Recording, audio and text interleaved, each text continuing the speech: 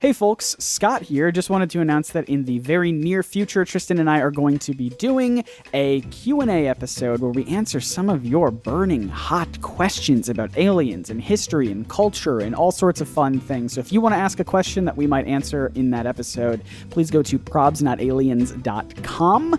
There's a big glowing button at the very bottom of the screen that says, ask us probably anything. You can submit your questions there, and we can't wait to do like a whole community mailbag episode where we kind of chat back with you all. It's going to be very fun. So yeah, probsnotaliens.com. Click that button. Send us your questions. That's it. On with the episode.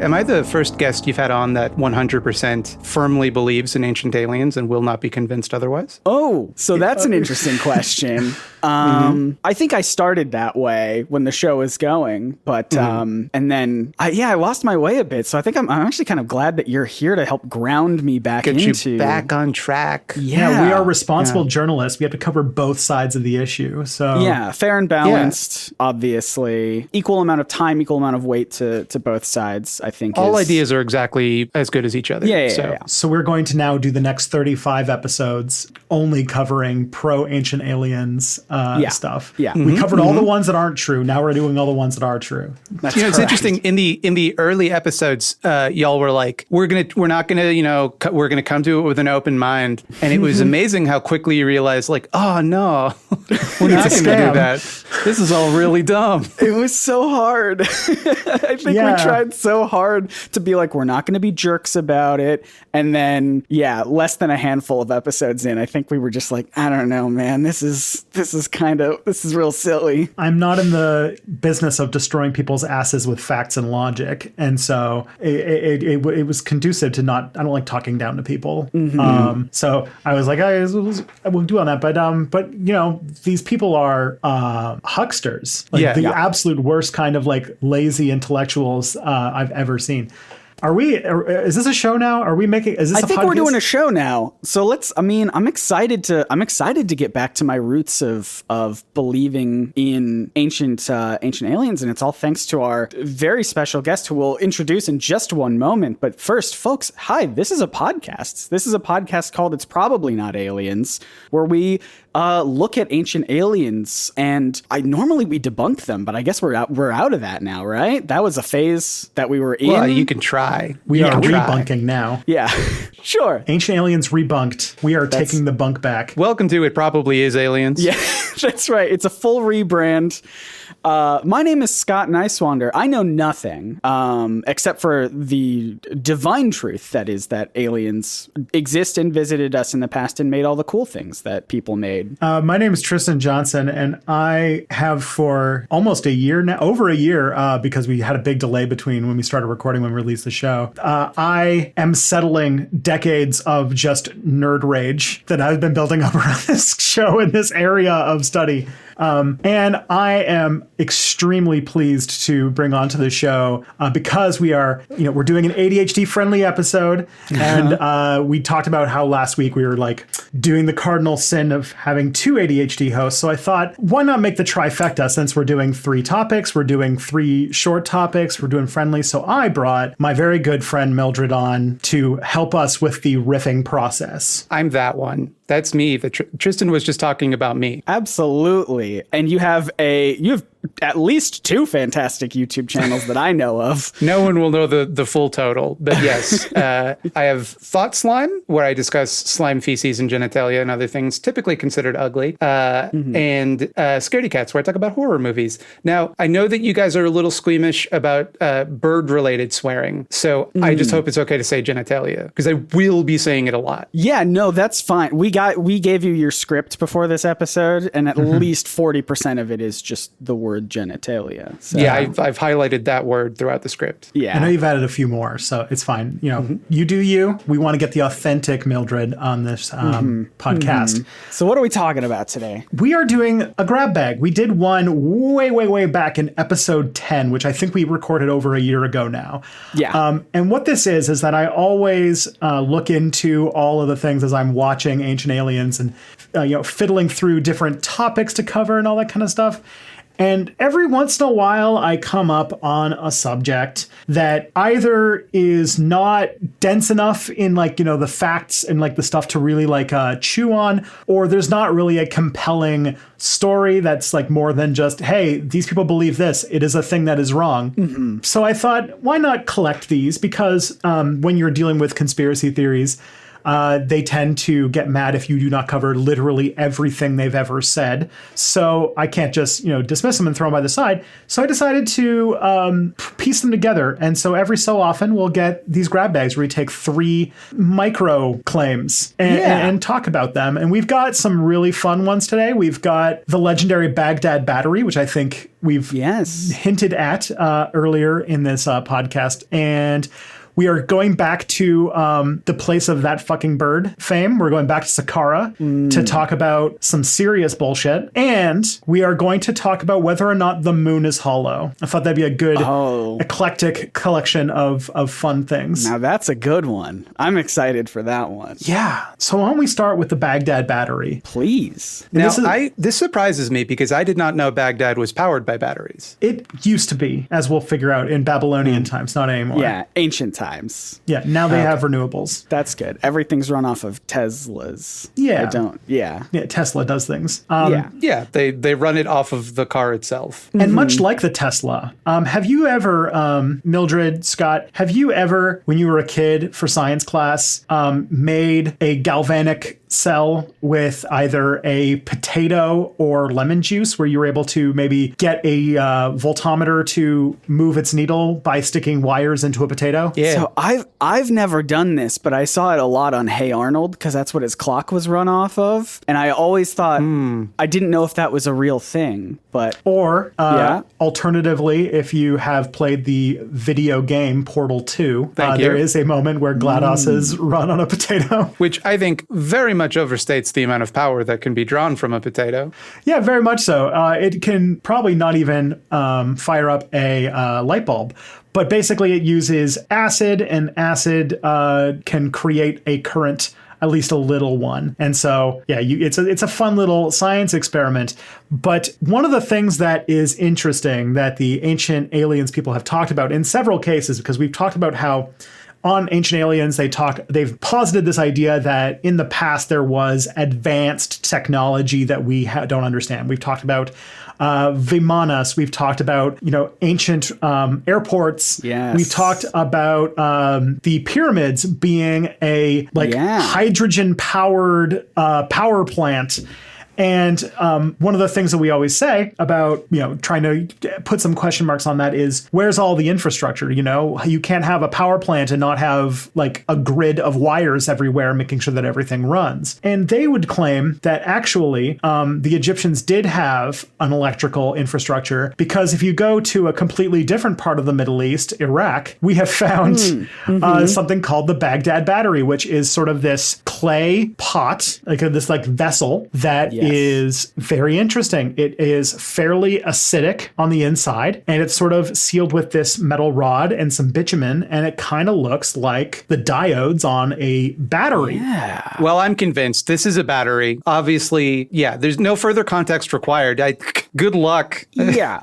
I mean, didn't they? They showed this on Mythbusters, I'm pretty sure. And I can't remember what the final ruling was, but my gut is to say it was 100% confirmed. Yeah. Which feels right to me. And they probably found some way to electrocute somebody with enough of them. That's probably the thing they did. I'm pretty sure. In there, or was that, no, because we've mentioned this because it was back in the past when they still were more interested in the inquiry. And then in the later seasons when they were just like, no, now let's take it and blow something up with it. Blow something up with it. Yeah. Boy, there's no Discovery Channel show that you guys won't roast. Oh, man. First the History Channel, now Discovery Channel. We're doing it all. Yep. Next. Animal Planet is the next one.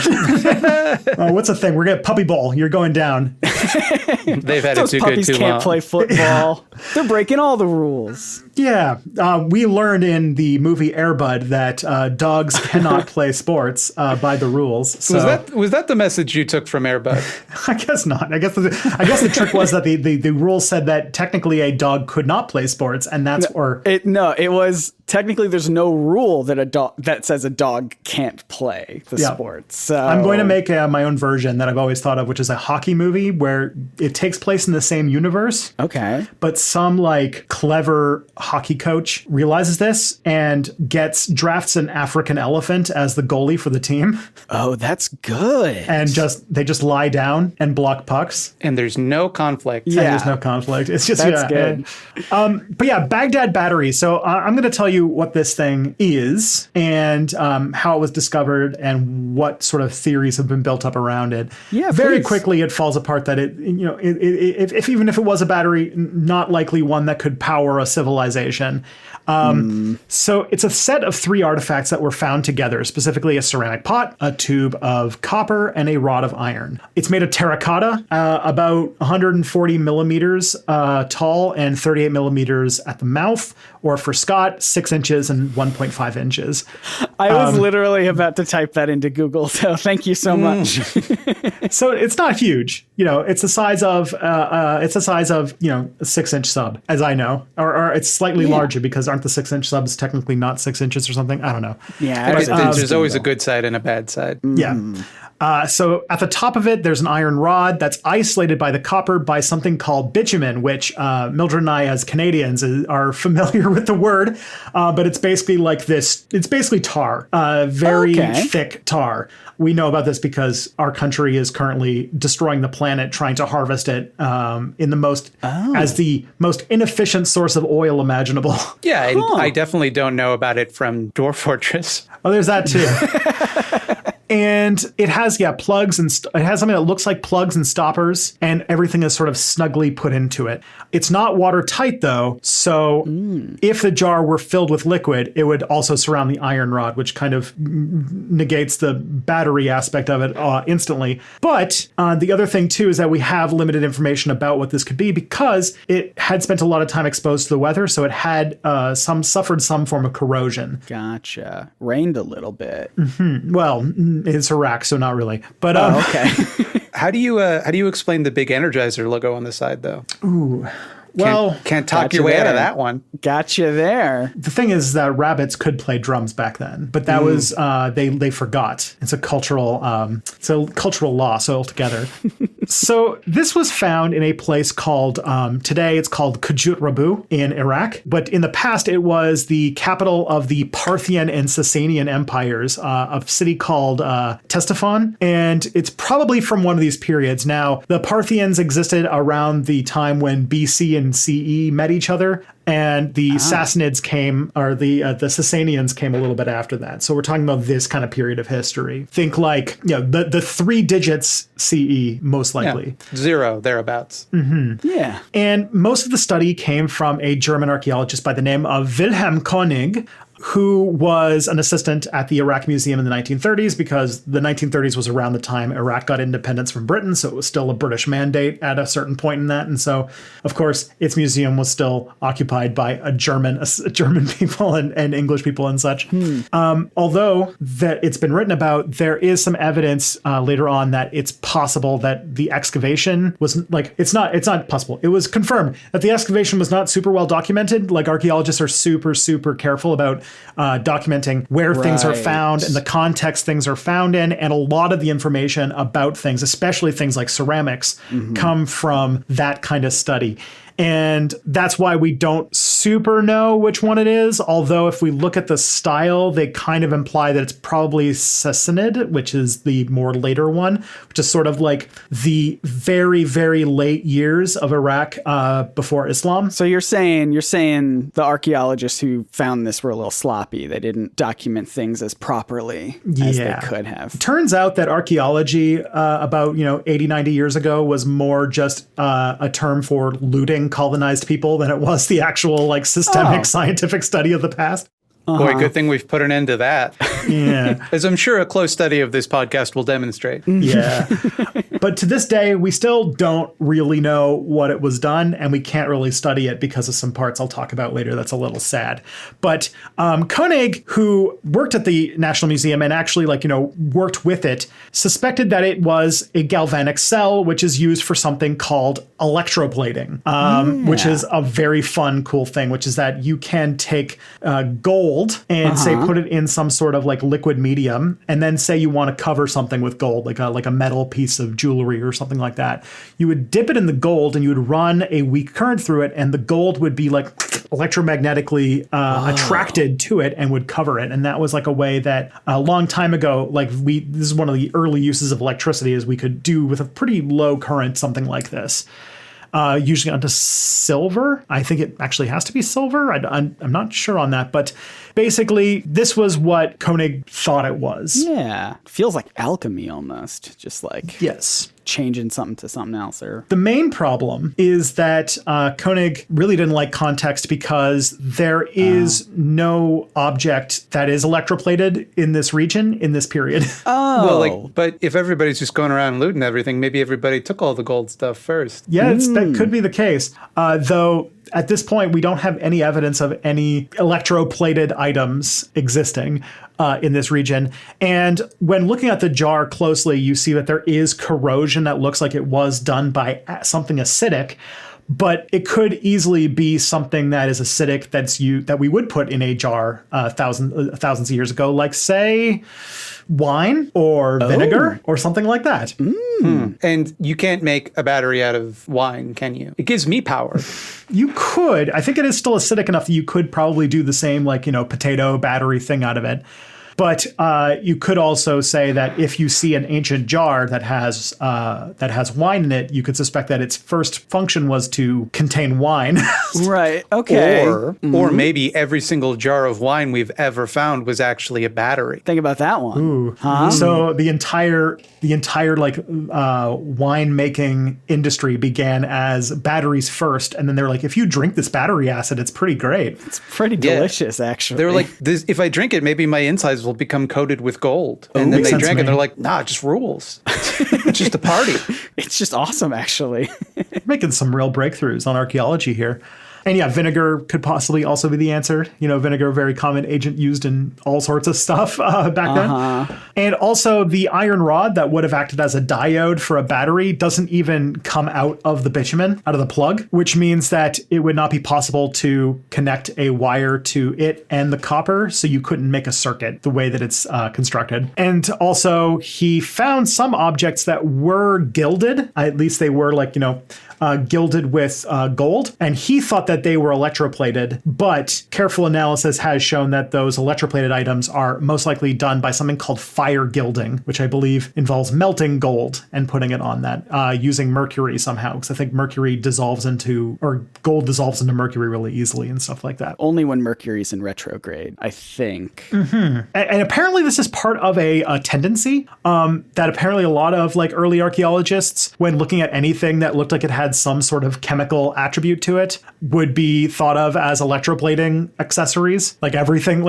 I guess there's a carcinization, but for batteries, archaeologists keep trying to think that anything that looks like it's acidic is an ancient battery. They just assumed that everybody was super horny for electroplating all throughout history. Yeah, basically. As it was, a very simple way of doing something, but it's one of those things that makes more sense in retrospect. And so there's a lot of artifacts that people would mistakenly try to associate with it. Do you know what is the earliest example of a civilization doing electroplating? I can find that out for you. Luckily that we record this in the internet, so I'm just curious as to how implausible a claim it is. Yeah, that's a good point. I think I could say it's it has some pretty early, first sentence on the Wikipedia article. It's been theorized that the first electroplating was done in the Parthian Empire. William Koenig as an assistant. Be careful about your Wikipedia reading. It seems like probably the first sign of something actually being electroplated was an Italian chemist by the name of Luigi Valentino Brugnatelli, who did it in 1805. Are you sure he's Italian? The most Italian name ever. Apparently in 1805, he electroplated something. And so 1805. It was a pizza pie. Yeah.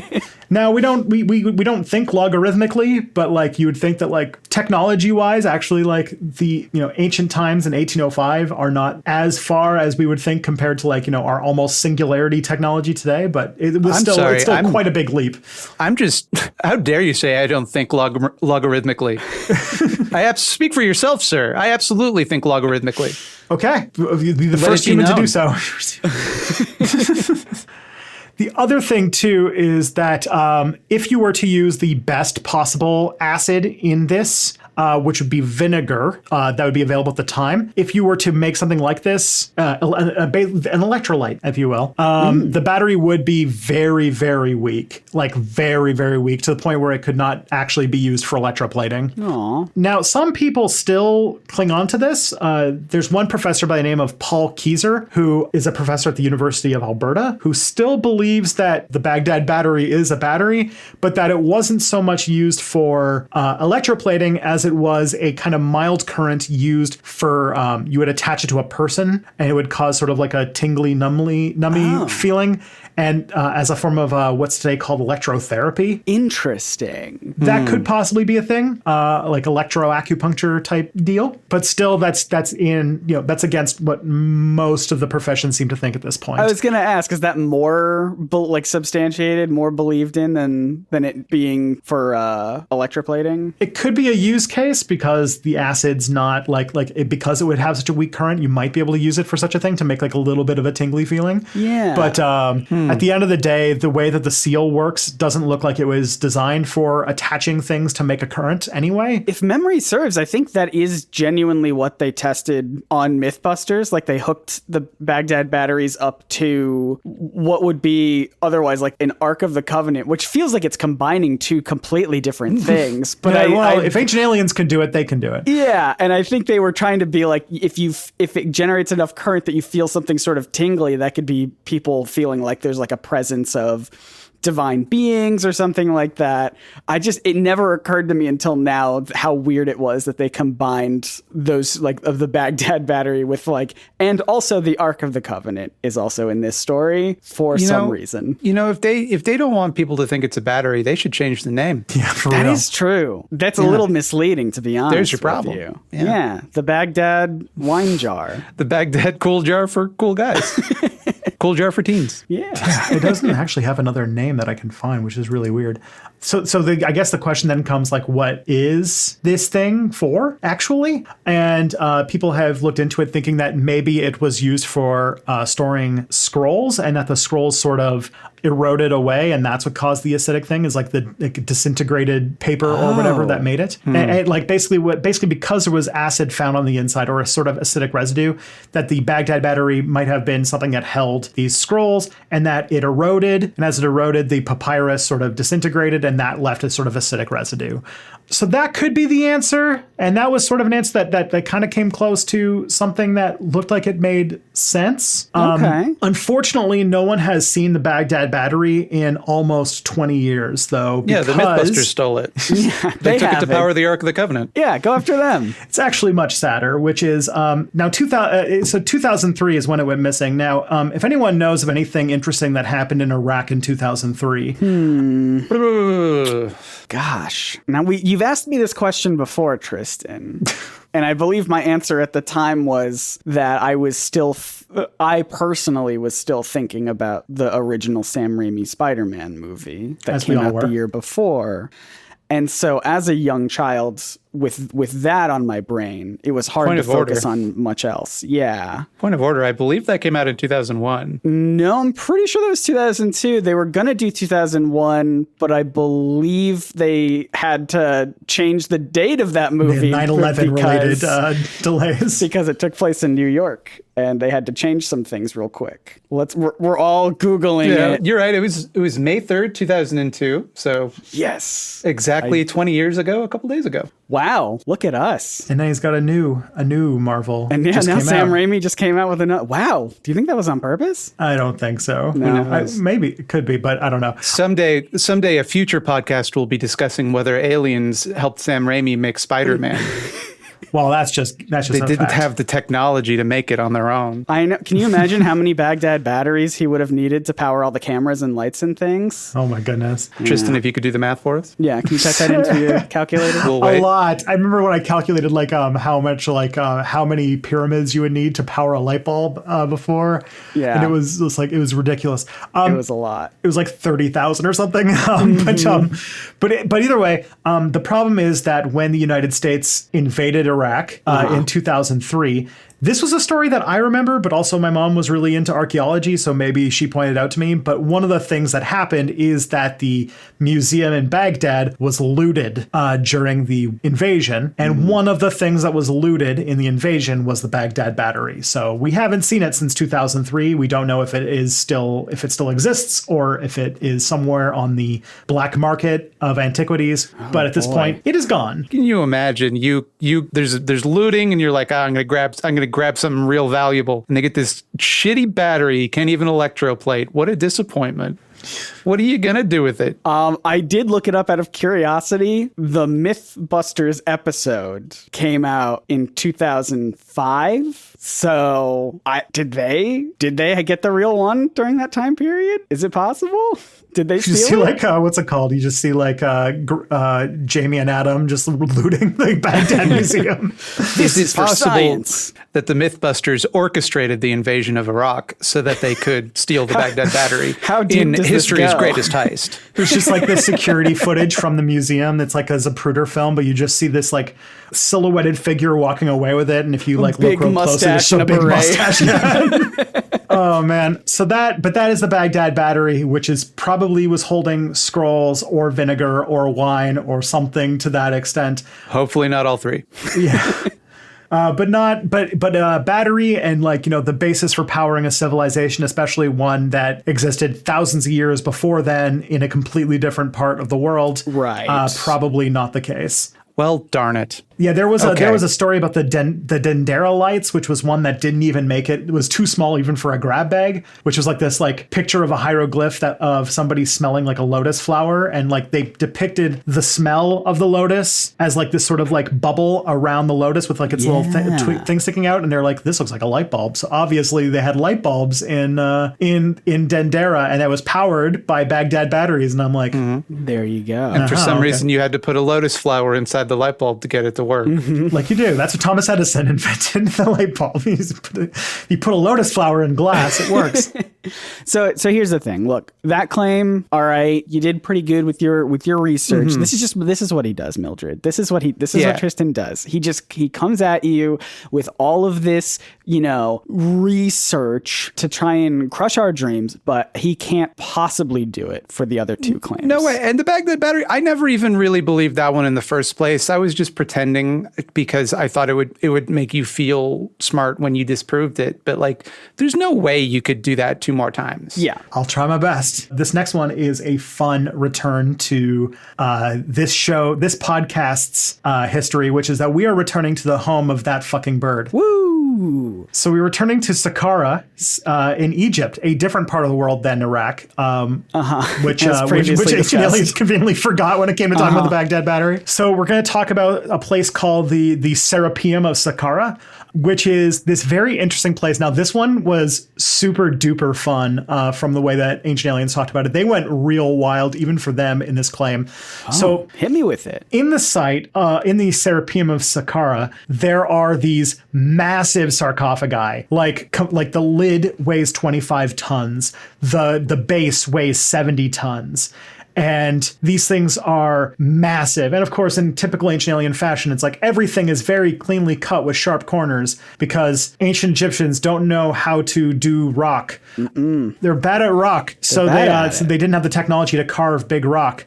And that when they opened them, they found the crushed remains of different animals, which shows that it wasn't that something funky was going on, because the Egyptians believed very heavily that you needed to go to the afterlife, you needed to mummify the body, even of animals. And that's why, there are so many mummified animals in tombs. And the fact these animals are not mummified and they're broken up implies that they did not like what these animals were and that they were trying to avoid that, stop them from going to the afterlife. So, Tristan, can I stop you right there? there's only one explanation for this. yeah. Those animals were aliens. Yeah. You're not as wrong as you think. They claimed that these were possibly creatures that were like genetically engineered monsters. Yeah, Oh. you get this basically some Egyptian chupacabras in that one, I think. Yeah, we haven't. There's other ones that we haven't found quite yet, but that's the one. That's one we do know. And then I'm sure there's like alien, big foots, big feet. Some Fresno nightcrawlers. Are you familiar with the Fresno nightcrawler? I am not, but I You need must to know. you must look up a picture of a Fresno nightcrawler. They're incredible. My great grandpa claims he saw Ogopogo, which is sort of like That's a Loch a, Ness monster for British in Columbia. Winnipeg. Oh, in British. I thought that was in Winnipeg. I think it's in British Columbia. I was so confident that Spider-Man came out in 2001. I'm not going to claim anything ever again. Yeah, this is not a movie fact, so I think I'm in the safe here. But it's in the Okanagan. That's why it's called Ogopogo. It's in the Okanagan. I believe the Okanagan's in BC. This thing's cool. The Fresno Nightcrawler. This thing's cool looking. All right, now I gotta look at it. Audience at home, you please look up footage of Fresno nightcrawlers. It's not scary. You won't get scared. No, it's like someone with real. It's just like a person with just a head in pants. It's just walking pants. Yeah. It's just Yeah, walking. what if somebody was pants. just pants? It's kind of cute. It is the most vibing cryptid of all time. You put a hat on it. That's Homestar Runner. Yeah. So So what's next? Case closed, right? Like Yeah, aliens. It's aliens. We got chupacabras. We got Fresno Nightcrawlers. yeah, if you were to believe the official story and not the fact that it's Fresno Nightcrawlers, you would believe that these are places for sacrificed bulls to represent the Egyptian god Apis. Okay. Earth bulls? But because they weren't mummified and all this sacrificial stuff wasn't there, obviously these were genetically engineered monsters. Monster bulls. Yeah. Alien bulls. Yeah. I mean, because when they would not value a creature that they genetically modified. Obviously, that would be like a shitty bull for them. They'd be like, fuck this. This bull Don't mummify sucks. that one. Yeah. Makes sense. I'm just going to float an alternative theory though while we're at it. I'll allow it. So the Serapeum, which sounds dirty. It does. The Serapeum of Saqqara. Okay, I'm glad you said that. Yeah. I was also thinking that. Don't touch the Serapeum. It's just I said the word genitals a lot earlier, so I didn't want to be the one to say it. But yeah, I was thinking it the whole time that it sounds like what's the official word for the gooch? Perineum. The Perineum. Yeah, that's what it. Yeah. We've really earned our explicit tag today. Hey, yeah, there's a question. Is this the first time anyone's ever said the word gooch on It's Probably Not Alien? Yes, we have. Okay. I think that's a record honored. first for us. That is your claim to fame. So this place, the Serapeum of Saqqara, was a location for, it was a burial place for sacrificial bulls for the Apis cult in Memphis. And that they believed that bulls were the incarnation of a god by the name of Ptah, who would become immortal after death as a kind of conjoined god called Osiris Apis. The cult is incredibly ancient. So like we have seen Apis cults in Egyptian religion as far back as like 3000 BC. So this is like 5,000 years ago from today.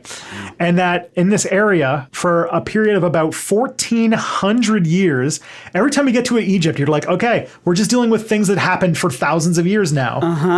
But yeah, for 1400 years, basically from the period of the New Kingdom until the Ptolemaic period. The Ptolemaic period was when Alexander the Great conquered Egypt and put his buddy Ptolemy in charge of Egypt. And then all of the Egyptian pharaohs after that were Greek. So in the Ptolemaic period, at least for this period, there's at least 60 cases of like the bulls being interred here in the Serapeum. Okay, so it happened a lot, is what you're saying. Yes. Most of them happened in the 14th century BC under the ruler Amenhotep III. But the cult has been practicing it. And one of the things that's really cool about this site is that when the cult buried one of these sacrificial bulls, they put this commemorative stone tablet on the sarcophagus that had like basically the birth and death dates of the bull, which you could imagine being archaeologists is a fucking treasure trove because knowing when things happened and where is super, super useful. And so it's actually been used, especially in like early Egyptology in the 19th century. They were able to establish a whole bunch of Egyptian chronology by studying these birth and death dates on these things. So really, really useful. and just shows how resourceful, archaeologists can be. Thanks, Bulls. And also that the entire, like, Saqqara itself is a necropolis, which is a Greek word for city of the dead, which means that it's just like a big area that has a whole bunch of different tombs and stuff like that. I run a horror movie channel. You don't need to explain to me what a necropolis is. Fair. But there are several animal burial sites around Saqqara, including the mothers of those apices. Sure. APIs, yeah. Those apices. So their mother, the cow that birthed those bulls, would also be, buried in these sites.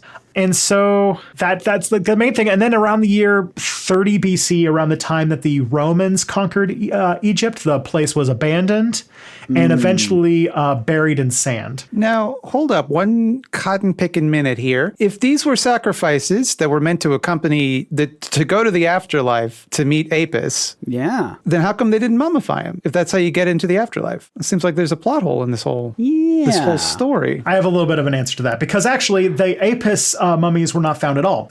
They're a lot of these sarcophagi are empty. But yeah, the place was buried in sand for over 1,000 years, almost 2,000 years, until in 1850, a French archaeologist by the name of Auguste Mariette was found a sphinx in the region, and in so cleared out the sand and found a boulevard that led to the necropolis at Saqqara. And in those, he did find one undisturbed burial in one of the lesser vaults that's currently at the Agricultural Museum in Cairo. So if you ever find yourself in Cairo, you can go and see some cool stuff that was found.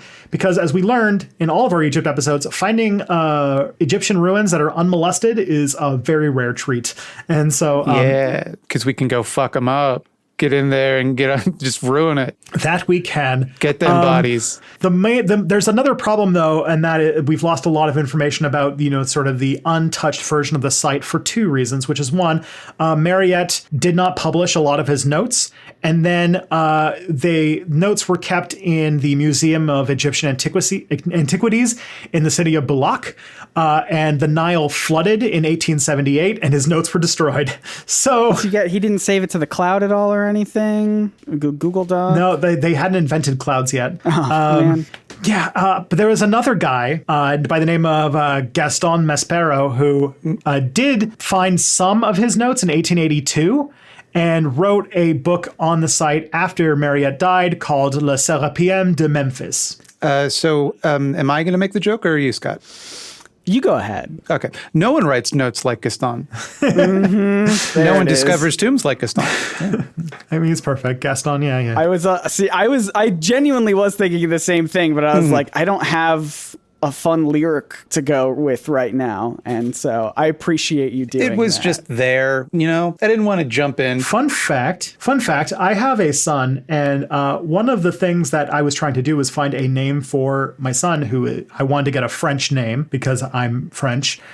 And I needed a name that my mother-in-law, who was from Indiana, could pronounce. So Gaston was on the list for a little bit. Oh, we went with a really? different one that I'm not going to say publicly, but it could have. That would have been a real bad choice. I would have had to talk you out of that one. That's not. I don't know if you've seen the end of that movie. He's not as good as he seems. No, I know he seems like he has it all. He's got a dark side. That Gaston. He's a hunk. Everyone likes him. They sang a whole song about He him. encourages women not to read.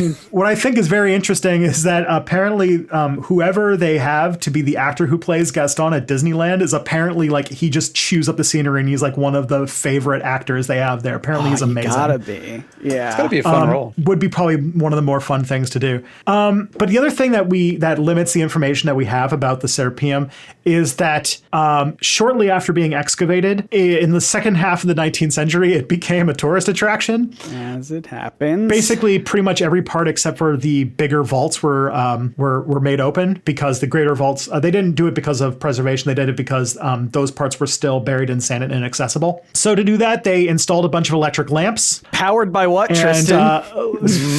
Powered Maybe by they what? just found electric lamps in there. Uh-huh. Could be. They brought in some like magnesium lights. Even Edward VII, the Prince of Wales himself, visited this region and had lunch in one of the sarcophagi. Do we know what he ate? I do not. Oh man, I didn't do my due diligence there. I'm picturing a big plate of spaghetti and meatballs. I'm Edward VII. Just the sloppiest meal possible. You're dirtying up the Serapeum. Stop dirtying the Serapeum. I'd like one plate of spaghetti and another plate of prime rib, please. If I remember correctly, Edward VII is, I'm trying to remember which one he is. The seventh one, I think. Yes, but man, dude lived for a really long time. Yeah? This is a different Edward VII, I guess. This is the Edward VII, the Prince of Wales, not the King Edward VII. Or I strongly feel like that's a title only one person should have. Yeah, because then the next person would be the eighth. Yeah. And I'm remembering, isn't Edward VII the one that turned out to be a Nazi? Yeah, he is. Okay, that's fun. stuff. British family, fun history. Man, lots of Nazis if you dig hard enough. So if you thought that whole eating inside a pyramid thing was bad, let's put that in perspective. He's done worse. He has done worse. But I do not know for sure if it's that Edward VII. I guess, yeah, then Prince of Wales, so it must have been. So I guess it was young Edward VII, because it would have been very young, because he was born in like the 1890s. So somebody who died in 1970s had lunch in an Egyptian sarcophagus. What a life. Not a great one. Yeah, what a life. Oh boy. Yeah, that's the one who abdicated the throne so that he could get divorced, because he got divorced and wanted to remarry, and which, the fact that the Anglican Church is getting grumpy about somebody divorcing, very ironic. But also he had some sympathies with Mr. Hitler. You know what? We are way off track on this. We're talking about a lot to dive into. We have drifted far from the Serapeum. Yeah. Another problem is that in 1992, there was an earthquake in Cairo that did cause some damage to the Serapeum. Some of the tunnels cracked, and so now it's closed to the public. That's why it's closed to the public. Yes. It's because it's damaged. If it had not been damaged, they'd still be letting like tourists go and get their grubby little hands all over the sarcophagi. Their hands covered in spaghetti just smearing all over the walls. Yeah.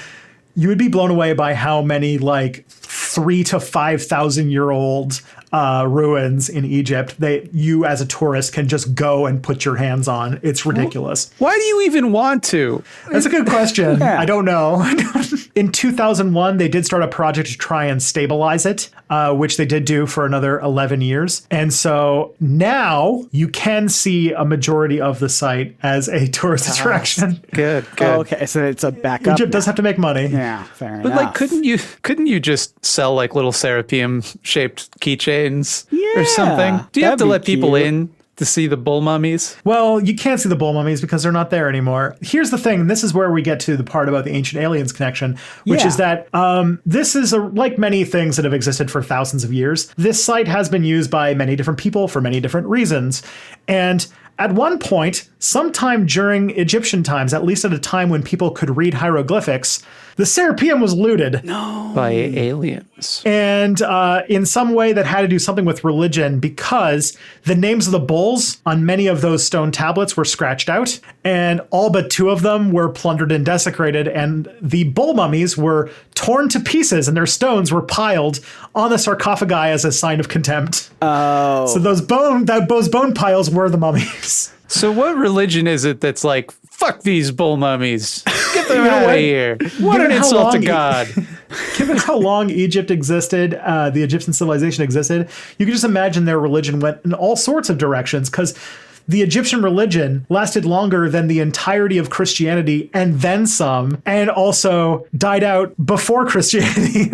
Like, we just do not appreciate how goddamn old Egypt is. So, all right, just to get that clear, you're saying the reason why they found these non-mummified, crushed up bones of stuff is because they were originally mummified, but then people came in and just fucked it up. Yeah. Whenever you see like a a pile of like destroyed like sacrificial corpses in an area in Egypt. Which, to be fair, doesn't happen to me very often. That's very rare. true. Yeah. If you're ever in Egypt and you discover a site like that, it's like most likely that somebody came to that site earlier and looted it and destroyed stuff because, like I said, finding an unmolested ancient Egyptian site is extremely rare. For example, that I talked about this in a previous episode, but I don't expect listeners to listen to every episode. I don't. When Tutankhamun's tomb was found, the reason why, because Tutankhamun wasn't like an amazing pharaoh. He wasn't even pharaoh that long. He died when he was 19. But his tomb in the Valley of the Kings was unmolested for thousands of years. And so when they cracked open his tomb, all of his stuff, all of his gold and all of that kind of stuff was untouched. And so we were able to see it in the state that it had been in when it was sealed, which is one of like the rarest treasure troves that an archaeologist can come across. Just so we're clear, the longer we talk about King Tut, the more danger you assume of me going on a long tirade about mummies alive. Just so you know, I'm not going to do The second mummies alive related discussion we've had on this podcast. I know. I know. Well, let's kick some Tut down the road and go to another topic. Okay, so that probably wasn't aliens then. Probably not. I mean, finding a desecrated Egyptian site probably is due to religious turmoil and looting than it was, genetically modified aliens. Just using the sort of like, Occam's razor of, which one requires the fewest amount of assumptions. And one requires that people like to loot valuable objects from places, or they like to destroy religious sites of religions they don't like. Yeah. Or that faster than light travel is possible and that extraterrestrial intelligence somehow crossed the oceans of space to make it to Earth. And one of the things they decided to do is make genetically modified monsters and leave no other evidence of their existence whatsoever. Well, we don't know if a lot of those, maybe they live in the hollow moon, but the thing is, I was going to say that. Yeah. I don't really remember why I thought this one was aliens in the first place. So I'll give you this one.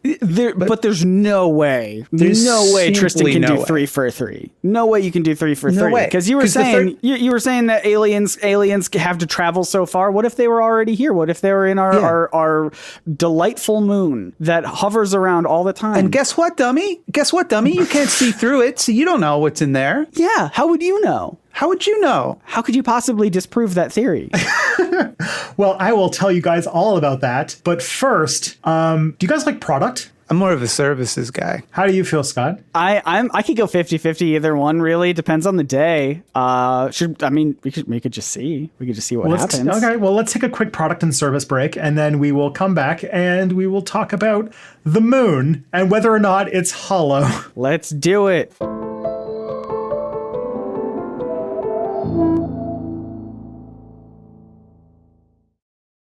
Hopefully this episode isn't sponsored by NASA. This episode was sponsored by Energizer, though, which made the whole battery talk sort of a little. I don't know. Should we have done disclosure earlier? Is that weird? It was sponsored by MeUndies, but MeUndies is sponsored by NASA. So that's true. Well, it was sponsored by MeUndies, but they asked if we could do an ad for Energizer as a gift to Energizer. It was really complicated. Yeah, all the brands are working together now. It's a weird. They're like, it's Energizer's birthday, and they really like the pod, so this one's on us. We've recreated the Soviet Union by every corporation merging into one super corporation. The moon. The moon. You might have heard of it. I have. Or as I call it, the hollow moon, but go on. The hollow moon. So we typically think of the moon as being a solid object, our natural satellite that orbits the Earth, makes the tides go. Who's we? The general consensus. First of all, Mr. Occam's razor, now who's making assumptions? Because we don't know for sure that the moon exists. That's also true. We have sent people to the moon. There are people alive today who have set foot on the moon. You're one of those. Yeah. I actually have a great series of YouTube videos I'd like you to watch that might change your mind about this. It's someone who just cobbled together a whole bunch of clips of other things to make an argument. And then if you chase that with a couple Reddit threads I found, I think you could be convinced otherwise. And then the final video is a horse that farts so loud that it scares a dog. It not related to the moon thing, but I just thought that one was fun. This reminds me, do you know what's one of the funnest, coolest things that is one of the things we know that the moon exists that I always think is really awesome? We have on the moon we did as a way to measure how far away the moon is to like a very, very, very high degree of confidence. On one of the Apollo missions, they placed this like big mirror on the surface of the moon. Yes. And we shoot a laser at it. And by how fast it takes for the laser to bounce off of it and come back, we can like determine how far away the moon is. I think it's pretty wild. But yeah, moon. Luna, that thing. You've probably heard of it. There is a substantial theory that the moon is either wholly hollow or contains a lot of interior space. You've probably heard this meme has probably come up a lot in all sorts of stuff. I remember there being a movie where the Nazis hit on the moon. And the idea of like things hiding in a subterranean moon stuff or a hollow moon, it does show up from time to time. I for a split second thought you said the Nazis hit on the moon, like they were trying to pick it up. No, there's like a comedy movie. I think it's called Iron Skies or something like that, where the Nazis ran away to the moon and they have like been living in secret in like underground moon colonies. Scott's idea is much funnier. I think my idea is good though. We can make a movie about that one. Sure. Have you guys encountered any believers of the Great Space War yet? Have you heard of this? No, I don't know this one. So this is a growing conspiracy theory that there is an elaborate war going on between aliens and humans that has been raging for centuries, and that some people have psychic memories of taking part in the Great Space War. And part of the mythos that is part of their conspiracy is that the Nazis have a moon base and are still extant and still operating. there. Yeah. Damn. That's pretty good. If that was the case, I'm pretty sure they would have found it in the movie Xenon, the third one, the third movie in the Xenon Girl of the 21st Century franchise, where they do have a base on the moon. My younger sister was obsessed with those when we were kids. Yeah. Maybe that was the Nazi base, was the one they used in Xenon. What are you talking about? What is that? Xenon? Xenon Girl of the 21st Century? I'm not familiar. You're not? Is this like a Disney Channel movie from after my time? I think it's like It a is a Disney thing Channel, for right? an audience slightly younger than us, Mildred. I'm so unsure if you're doing a bit. I'm not doing a bit. I'm not doing a bit. I've never actually seen a Xenon. Yeah. I just saw the VHS tapes in my house. Yeah, no, it's a franchise. People love it. It's a Disney movie. It's a Disney Channel franchise. It's a good time. Star rating? Could you give me a star rating? I think the first one, 4. Okay. Second one, 5. Love it. Okay. They all end with a song by the pop singer Protozoa, who's an in-canon pop singer in the franchise. Second one's the best one. Third one, 2 stars. It's bad. I don't know if there's a fourth one, but the third one's the one where they're on the moon and everyone's clothes are made of plastic. Well, there you go. The moon's hollow. There you go. Moon's hollow. There you go. Yeah. Solved. Well, Xenon exists in culture, so therefore it is just a matter of time before it gets its grimdark reboot. That is true. We are in the age of cultural necromancy, so everything must be brought back from the dead. Like archaeologists of old, we plunder the past, not caring for what damage we do. Yup, just wait for our grimdark Beetleborgs. I went on a Xenon rant for too long. All right. It's fine. So the moon, this is called the spaceship moon hypothesis. It's proposed by a lot of people who believe that aliens came to Earth and that the moon is their ship and that they use it to watch over us. Sometimes it's the moon is a hologram and that the ship is disguising itself as a moon. Sometimes the moon itself is just hollow and they have a base there. There's all sorts of various stories. One of the proponents of that is another person whose second time name coming up on this podcast and will probably be the next bio in this series. A little guy by the name of David Icke, who we've talked extensively about how he has spent a lot of his career spreading a conspiracy theory about reptile aliens controlling the Earth that is suspiciously reminiscent of a lot of anti-Semitic conspiracy theories. Yeah, and he keeps winking every time he says it, which is weird. It's a strange one. He's like, no, I'm really speaking about reptilians, wink. And there's some interesting claims that they use, some interesting anecdotes from actual moon missions and stuff like that. So why don't we go into that and kind of talk about it? So hold on. They believe that, they do believe that man landed on the moon, but they believe the moon is a hologram. That is what Ancient Aliens went with, yes. Okay. Ancient Aliens, for some reason, they decided to, in this episode, they believed in the moon landing, but who knows what happens in the 15 more seasons we have to go. So it's like a Star Trek style hard light hologram that you can land on and have a little moon mission and put your mirror down. Precisely. Okay. So the moon being hollow is actually not a new concept. The first time it's been written about was by a guy by the name, or even hollow planets. The first time we've ever talked about anything was there's actually a conspiracy theory that the Earth is hollow, but that's a different thing. Oh, we're doing that in another episode. But there was a discussion about possibly the Earth being hollow by a scientist by the name of Edmund Halley as far back as 1692. Which inspired a science fiction author by the name of H.G. Wells. You're probably familiar with his whole, Mars Attacks movie. Yeah. Which in turn inspired the movie Godzilla vs. Kong. Yeah. You might know in War of the Worlds is probably what he's known for. But he did write a book in 1901 called The First Men in the Moon, which sort of is influenced by the Hollow Earth stories. Because I notice it says in the moon, not on the moon. Yeah, and the way you emphasize the word men implies that there were already women inside the moon. Also true. It's a gender segregated society. Men live on the moon, women live in the moon. Mm-hmm. The non-binary people are sort of like Diglets. They live in space. They live in space. There you go. And there is some actual scientific facts that could be spun in a certain way to push the moon as hollow. Like the fact is the moon is a lot less dense than the Earth. Quite a lot less dense. Interesting. The density of the moon is 3.3 grams per cubic centimeter. I did not convert that into imperial because I don't know what you use in place of grams, and I wouldn't know what to use in place of a centimeter. But I don't know either. The Earth's density is 5.5 grams per cubic centimeter, and that is a huge difference. So the moon's interior is a lot more, at least light than the Earth is. How dense is cheese? That is a good question. This is good. Just because I've got an alternative theory that I might propose. But that varies a lot. Are we talking like a brie? Are we talking like a Parmesan? Like it's usually Swiss. Is it? Could it be like a cheese puff that's all out of aerated throughout the entirety of it, and it just has like dust, cheese dust. The moon's flavor dusted. We all know that. It does feel like that could be dangerously cheesy. Oh my goodness. Okay. This is you can say it, Tristan. This is a good episode. This is a great episode. This is fun. This is exactly what a grab bag needs to be. You invited me on the show. How is this not exactly what you expected? I know you well enough to know this is what I expected and this is what I got. You delivered perfectly.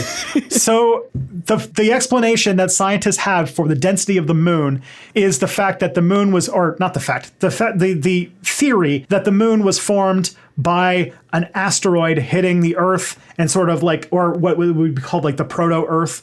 And in that sort of big explosion mess that the debris formed the Earth and the moon. And so the Earth is made of stuff that got ejected from the crust and put in orbit. Technically, asteroids are aliens, so I think we actually win on this one. But go on. Mm-hmm. The moon is technically in space, which means it is technically an alien. So there you go. And so the Earth's upper mantle and crust are less dense than our core. So a lot of our density comes from the core of the planet. And so if we were hit by a stellar object that formed the moon from parts of the Earth's crust and upper mantle, then it would obviously be less dense. Makes sense. Another interesting thing, and this is sort of another really quote mined thing about the moon, which was that there was a lot of studies done on the moon during the Apollo missions. From 1969 to 1977, we put people on the moon and, allegedly played golf and drove rovers and put flags and all sorts of stuff. But they also did some science while they were there. And one of the things they put on was seismometers, which are used for detecting earthquakes. They're basically extremely sensitive microphones. Moonquakes. Actually, yeah, moonquakes. There can't be an earthquake on the moon. It'd be a moonquake. Yep, they were there. They were putting it there to study moonquakes.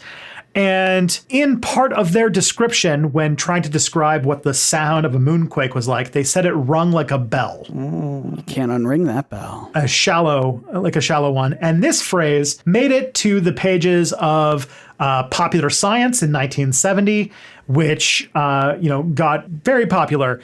Furthermore, in 1969, on November 20th, Apollo 12 deliberately crashed part of its lunar module onto the surface. And they reported that it, quote, rang like a bell for almost an hour, leading to an argument that it was hollow, like a bell. Interesting. Okay. So that was in the 60s and the 70s. We've done a bit more science since then, and we figured out that the moon does have shallow moonquakes, but they do act differently because of the different texture of the planetary strata.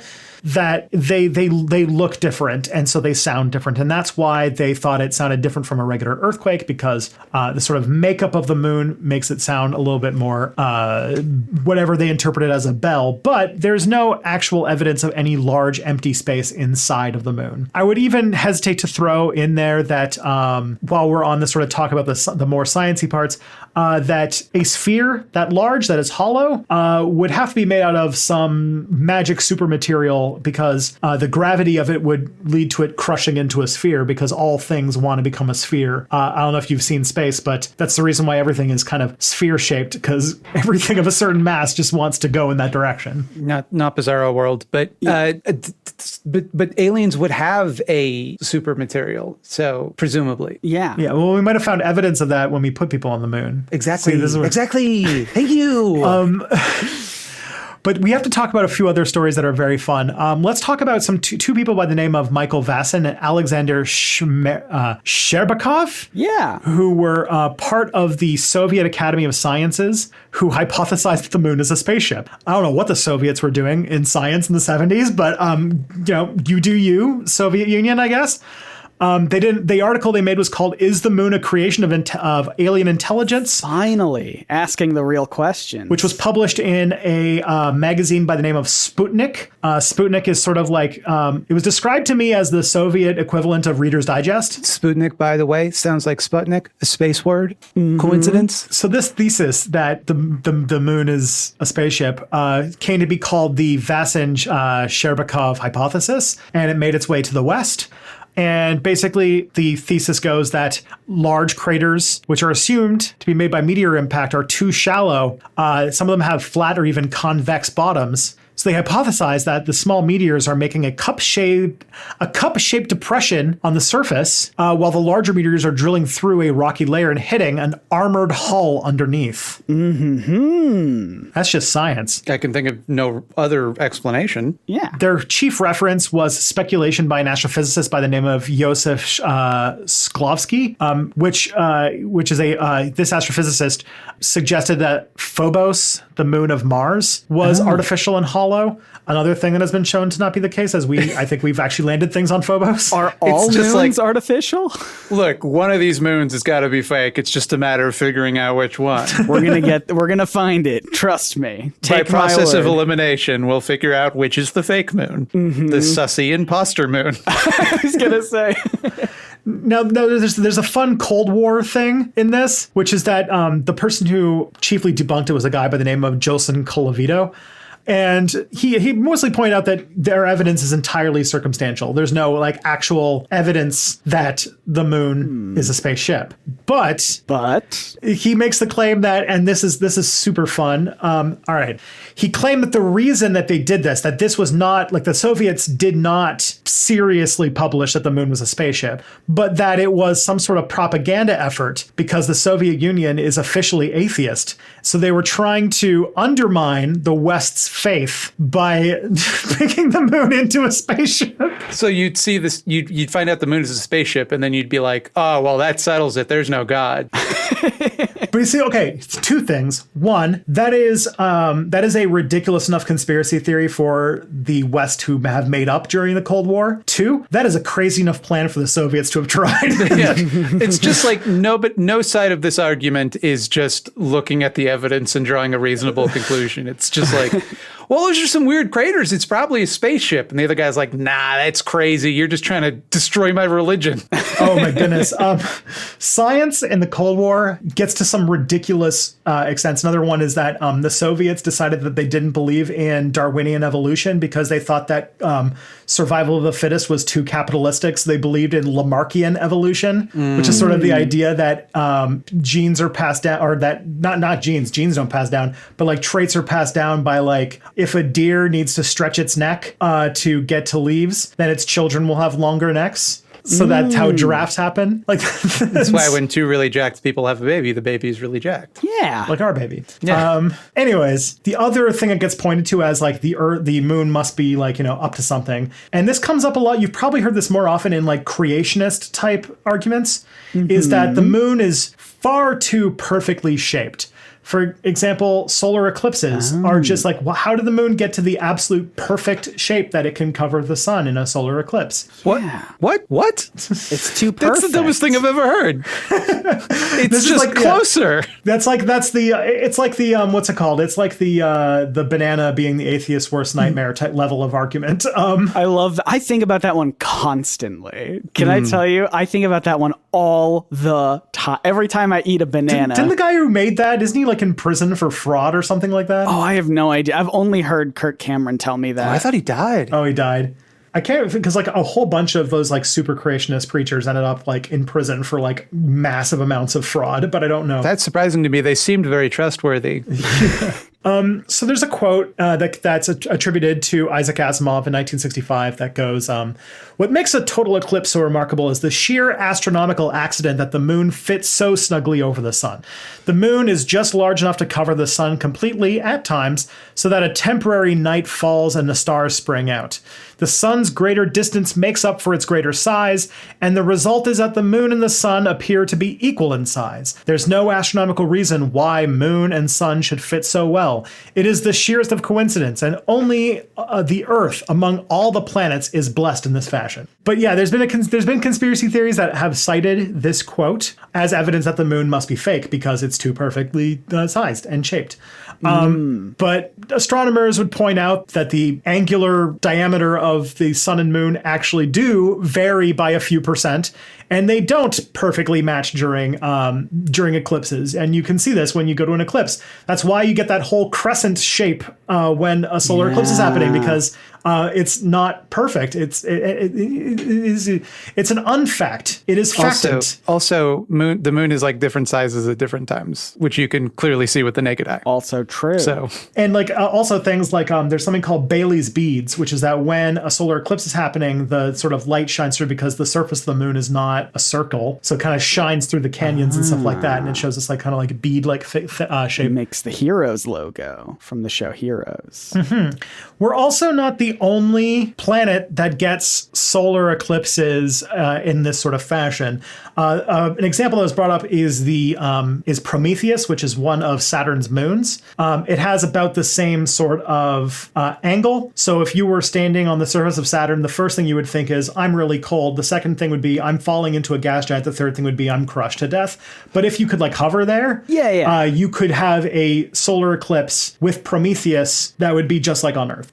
So it's not even the only version of that in our solar system. I think actually the truly remarkable thing about it that I haven't seen a sufficient scientific explanation for is if you look up the angle of the moon's dangle, it is directly proportional to the heat of its meat. That's true. And here's the thing is that scientists don't want to tell you that. They don't. They don't want to tell you that. Ask any scientist and they will tell you they don't want to talk about it. I don't know what this is, so I think you've won. I think you got this point. Thank you. I'll concede this one. I look forward to you having to debunk that in a future episode. Yeah. So looking at eclipses, scholars have pointed out that the conditions required for solar eclipses are the same conditions generally acknowledged to be necessary for intelligent life. We kind of talked about this in the first episode that one of the reasons that that could be an answer to Fermi paradox, like why the Earth might be so rare or intelligent life might be so rare, is because you need to have something like the moon, like a moon that big, to stabilize our orbit and make it have regular seasons and things like that, so we don't end up tidally locked and stuff. And so what you're dealing with is something called the weak anthropic principle. This one's kind of weird to show, but like, let's take Star Trek for an example. Please. In Star Trek, there are Earth-like planets everywhere, and aliens are in all these systems. The reason why we think that is the case is because we see life on Earth, and we assume that we're not special, so it must be everywhere. But if you think about it, we can't really use that sort of Copernican principle that Earth must be an average solar system, because if intelligent life is extremely rare in the universe, then really the only people who would be able to perceive life are people who live in very, very rare edge cases, in which case we are by our very nature skewing the numbers because we are people who live in these extreme edge cases. I know this is kind of a weird, the weak anthropic principle was kind of hard for me to grok a little bit, but in our case, if the sort of moon needs to be of a size and in a direction that you have solar eclipses that work the way that they do on Earth to have intelligent life, then we're going to see it. And therefore there's sort of like a bias in that sense, because if it wasn't that way, there wouldn't be humans to observe it. I get you. So you're saying that people are pointing to the moon and the sun, like the solar eclipse thing, as being like, look how much of a coincidence this is. And really, it's just that if that wasn't the case, if the moon was not in the position that it is, and the Earth was not in this position that it is, then we wouldn't likely be here to even observe it, because life wouldn't happen. Is that sort of what you're saying? Yeah, exactly. Yeah. Okay. So the Soviets needed to park the moon spaceship exactly where it is in our orbit in order to create life. It was very thoughtful of them, honestly. Thanks, Soviets, for that. You know what? It has weakened my faith. I don't believe in God anymore. I think it's the moon's spaceship.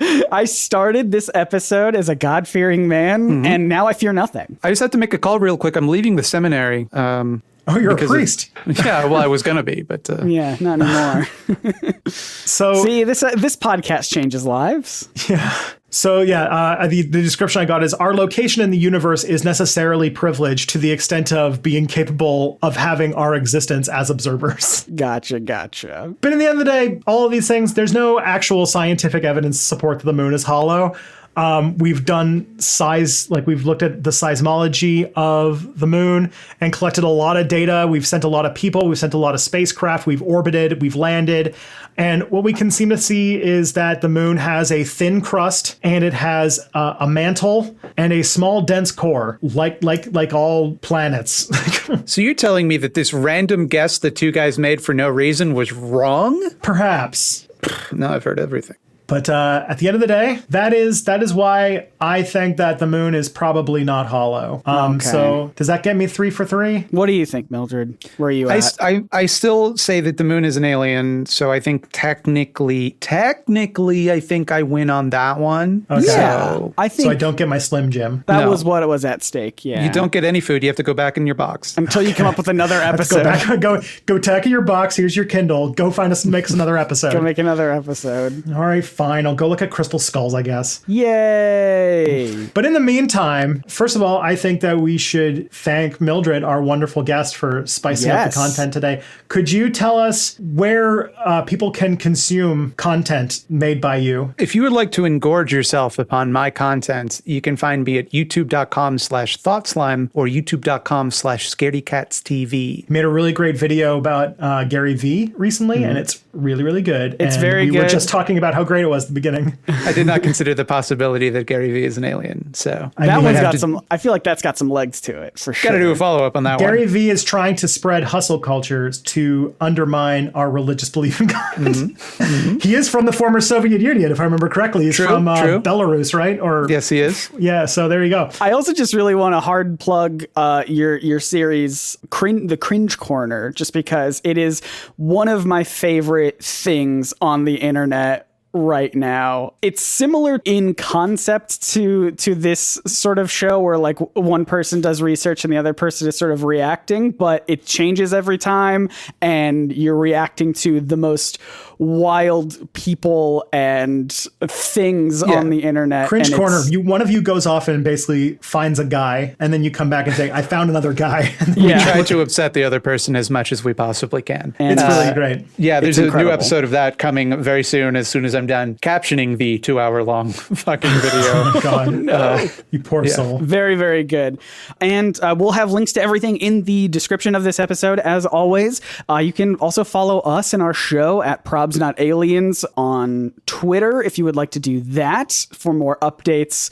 People always tweet at us really fun things, and I really appreciate. After our last episode about crop circles, people were tweeting cool crop circle photos, which was very fun. Our audience is too strong to be predated or to be killed or be predated. That's exactly right. Tristan, where can people find you on the internet? I have a YouTube channel called Step Back where I talk about the past and why it's like relevant for today. I'm sort of finishing off a few projects and kind of rebranding to be a bit more focused on U.S. history and American cultural studies, just so that I can, step out and what's it called? The space is getting a bit crowded, so I'm trying to, do something a bit more unique. But in the meantime, I'm still finishing up a few things that I promised patrons. So, but yeah, it's a history channel, and I have master's degrees in U.S. cultural studies and history, so I hopefully can talk about stuff. Well, this is the longest thing I've ever done on this. Yeah. Scott, please stop, end my misery. Hi, I also have a YouTube channel. It's called Nerdsync, Nerdsync. I make video essays about, cartoons, comic books, all sorts of different media. I'm working on like a 40-minute video about thought balloons, like just the actual thing in comic books. Why do they exist? What happened to them? All sorts of stuff. Please watch it. We discovered recently so many people listen to this podcast who have no idea that you and I are YouTubers, Tristan. So yeah, that was that thread, or that like the replies to that tweet was wild. Just like see all the people who found our podcast and just did not know about Nerdsync or Step Back at all. Yeah. So thank you for giving this podcast a shot. If you have no idea who either of us are, that means a lot. Thank you for leaving all the reviews that you do and tweeting about stuff, tweeting at us. It's just so nice to know that this show is something that people love to listen to. I always have fun editing it and obviously recording it. It's all very fun. And hey, continue telling your friends. That's how this podcast, spreads around. That's how we get more ears on it, I suppose. And it's just the nicest way that you could help, share us around. I feel like I'm saying the same thing, like 3 different ways. Have you mentioned that you want it rated 4 stars yet? We don't talk about that. We don't talk about 4 stars. The only 4 stars is the very first Xenon movie, Xenon Girl of 21st Century. 4 stars. That's my rate official Xenon review. 4 stars on. Go on Letterboxd. Letterboxd. If you could go to Letterboxd and rate the 3 Xenon movies for me, that's your homework. Yeah. And we'll be back next week, of course, once you're finished that. I'll be waiting on you, Richard. I will be. I'll be waiting for you to, I'll be waiting on you, Richard, to put your Xenon things in, and we'll release a new episode once you've finished. But until Richard goes through with what his homework, the truth is out there, friends. Probably.